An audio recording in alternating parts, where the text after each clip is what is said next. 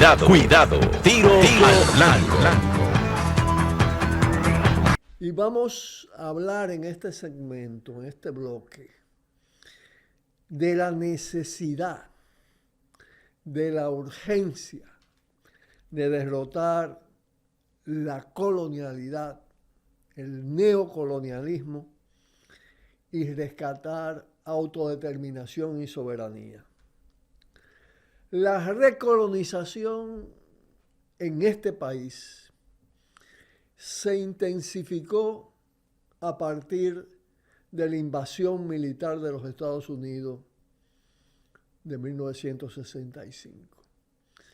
Se ha ejercido intensamente durante más de medio siglo.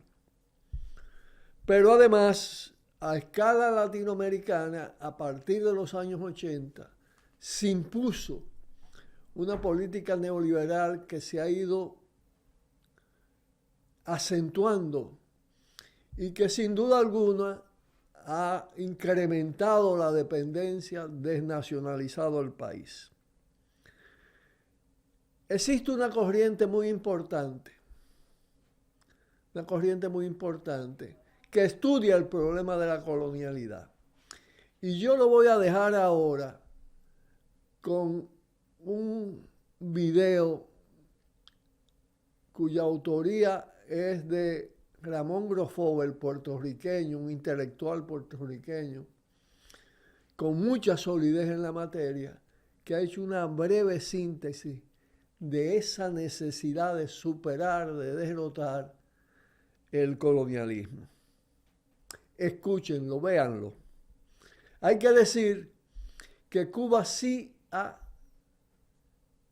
prácticamente mantenido a raya la posibilidad de restaurar la colonialidad y que ahora, finalizando el año, realiza otra de sus hazañas, desmantela un plan terrorista contra el proceso cubano. Si lo que se expandió no fue un sistema económico, fue una civilización con un sistema económico, entonces tenemos que hablar de un sistema global con una multiplicidad de jerarquías de dominación que no es que aparezcan en columnas así, es que se enredan de manera compleja. ¿Bien? Tú no puedes entender el capitalismo histórico hoy sin entender que si el capitalismo histórico, por ejemplo, es genocida, es porque está organizado desde adentro con lógicas civilizatorias de la modernidad occidental que son racistas. Y el racismo no como superestructura o derivado, sino como un principio organizador de la economía política capitalista. Y por eso el capitalismo es genocida. Si el capitalismo es feminicida, es porque está organizado desde adentro mismo con las lógicas del patriarcado de la cristiandad y no como superestructura o derivado de la acumulación de capital, sino que es la misma acumulación de capital, está organizada desde adentro con estas lógicas civilizatorias de la modernidad. Si el capitalismo es epistemicida, destructor de los conocimientos de otras partes del mundo y que pone allí como superior el conocimiento que viene de Europa sobre los otros conocimientos, es decir, el racismo epistémico, es porque está organizado desde adentro con las lógicas civilizatorias modernas conocidas como eurocentrismo. Bien, si el capitalismo es comunitaricida, destructor de las comunidades, es porque está organizado desde adentro con la lógica del individuo atomizado, bien, del mundo moderno. Si el capitalismo es un sistema destructivo de la vida, ecologicida, es porque está organizado desde adentro con las lógicas del dualismo cartesiano de la modernidad occidental, que produce tecnología destructiva de la vida. Y eso es un tema para discutir largo. Pero lo que quiero decir es que el capitalismo realmente existente, no el que imaginamos, no el que quisiéramos que fuera así o asado, el realmente existente, el capitalismo histórico, está organizado desde adentro por un sistema civilizatorio, que es la modernidad occidental. La modernidad occidental no es un sistema emancipatorio. La modernidad es un sistema civilizatorio de muerte que destruye a millones de seres humanos, pero además que destruye la vida a escala planetaria, la ecología del planeta. La ha destruido, la está destruyendo, y si no hacemos los cambios necesarios, la va a devastar. Tenemos los días contados en el planeta Tierra. Por eso digo que la descolonización no es una opción. La descolonización es una necesidad. La descolonización es una necesidad, no es una opción. Porque decir que la descolonización es una opción es como si tuviéramos un menú de opciones al frente de nosotros que son plausibles. No, es que si no nos descolonizamos de estas cosas, tenemos los días contados como humanidad en el planeta Tierra. Tan sencillo como eso. Desaparecemos como especie.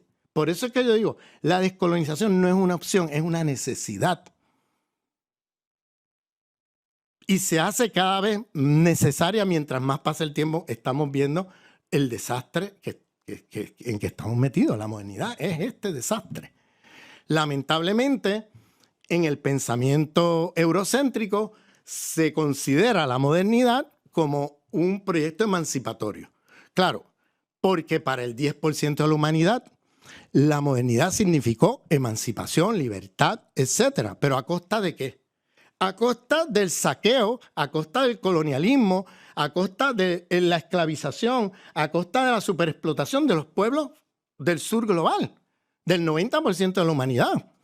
Entonces, ¿cómo puedes decir que es un sistema emancipatorio si ha sido emancipatorio solamente para el 10% de la humanidad? Bien, entonces, aquí entramos en que el cambio de paradigma nos plantea lo siguiente.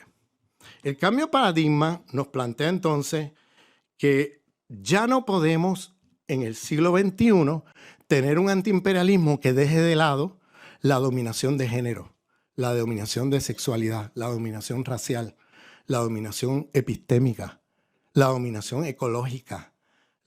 Tenemos el antiimperialismo del siglo XX con el paradigma reduccionista marxista economicista que yo estoy aquí nombrando, el marxismo eurocéntrico, no los marxismos decoloniales, el marxismo eurocéntrico, privilegiaba entonces la parte económica y dejaba de lado todo lo demás. Hoy día, el antiimperialismo del siglo XXI no puede repetir ese esquema, porque estaríamos repitiendo un esquema que en gran medida se hace cómplice del mismo sistema contra el cual estás luchando. Porque si tú estás luchando contra el capitalismo histórico y te organizas de manera racista contra ese sistema, de manera sexista, de manera homofóbica, de manera eurocéntrica, de manera cristianocéntrica, de manera ecologicida, dualista, cartesiana, y tú repites todo eso, estás reproduciendo todo contra lo cual estás luchando. Porque estás reproduciendo las mismas lógicas que organizan el sistema que tú quieres destruir. O para crear otro mejor. ¿Ve? Y entonces eso pasó con los movimientos antiimperialistas del siglo XX. Cuidado, cuidado. Tiro al blanco.